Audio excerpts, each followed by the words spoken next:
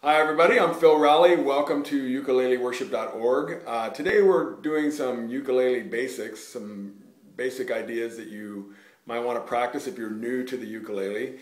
Right now I'd like to talk about some strums. When we're playing these songs, we need to learn the chords that are in the song, and then we need to, with our right hand, we're strumming the ukulele. So there's a lot of different ways you can strum. You can be very simple with the strum, or you can get much more fancy with the strum. I'm just going to show you a couple of very basic kinds of strums, okay?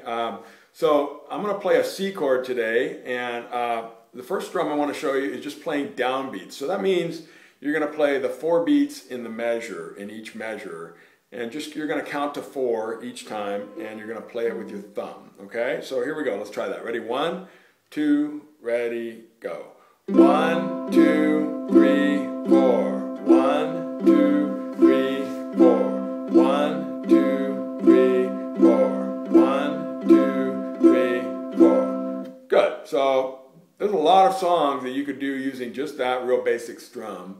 And on some of the videos I show you the songs, you can use a fancier strum, or you can use that strum, just playing all 4 beats like that. And that's nothing wrong with that. That'd be great. Now you can also do that with your finger. A lot of people like to use your finger. You can turn your first finger upside down and use more of your fingernail. Let's try that. 1, 2, ready, go. 1, 2, 3, 4. 1, 2, 3, 4. 1, 2, 3, 4.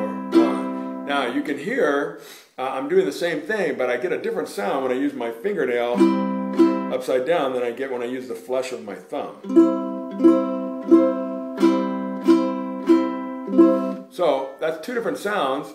It depends on what you like. Maybe for some songs you want to use your finger, some songs you want to use your thumb, or maybe you want to use a combination of your finger and your thumb, or your thumb and your finger. So let me show you that. Let me show you how you can do a combination of your thumb and your finger.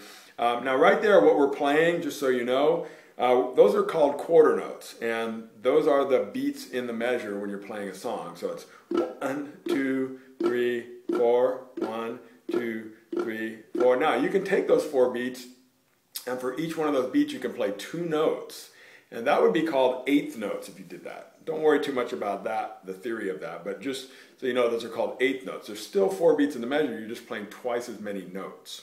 So if you wanted to do that, one way to do that would be to use your thumb and for the downbeat, which is the 1, 2, 3, 4, and then use your finger for the upbeat. So you go 1 and 2 and 3 and 4 and 1 and 2 and 3 and 4 and... Now I'm muting my strings here with my hand right now, but you could do that with a chord. It would sound like this. 1 and 2 and 3 and 4 and 1 and 2 and 3 and 4 and 1 and 2 and 3 and 4. Okay, now that would be one way to do it. You could also use just your finger and do that down, up, and play eighth notes like that as well. Let's try that. Ready, go. 1 and 2 and 3 and 4 and 1 and 2 and 3 and 4 and 1 and 2 and 3, 4 and 1. Okay, so that's another way to do it. Now, one more thing I want to show you is how to take those eighth notes and give them a little bit of a swing feel. Okay, a lot of the music that we play on ukulele seems to have a little bit of the swing feel to it. So the way you're going to do that, you're still going to play down, up, down, up, down, up, down, up, but you're going to delay that up note a little bit, so it's going to sound like this. 1 and 2 and 3 and 4 and 1 and 2 and 3 and 4 and 1 and 2 and 3 and 4. Does that make sense? So instead of 1, here's straight 8 notes. 1 and 2 and 3 and 4 and 1 and 2, 3 and 4 and. Here's the swing 8 notes. 1 and 2 and 3 and 4 and 1 and 2 and 3 and 4 and 1 and 2 and 3 and 4 and 1.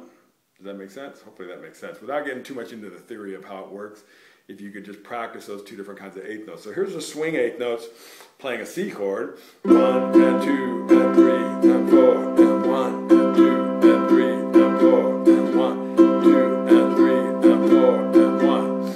Now what you want to do once you get comfortable with those strums, is go back and practice changing chords using those strums. So you could do, let's say, one measure of eighth notes and, playing a C chord, and then do one measure of eighth notes playing an F chord. Let's try that. So we'll go 1 and 2 and 3 and 4 and 1 and 2 and 3 and 4 and 1 and 2 and 3 and F and 2 and 3 and 4. Back to C. 1 and 2 and 3 and 4 and F and 2, 3 and 4 and 1. Okay. Now you could also do that using the swing eighth notes.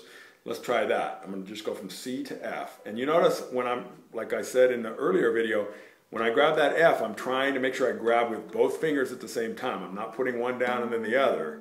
I'm grabbing with both. So go back and learn how to move those chords.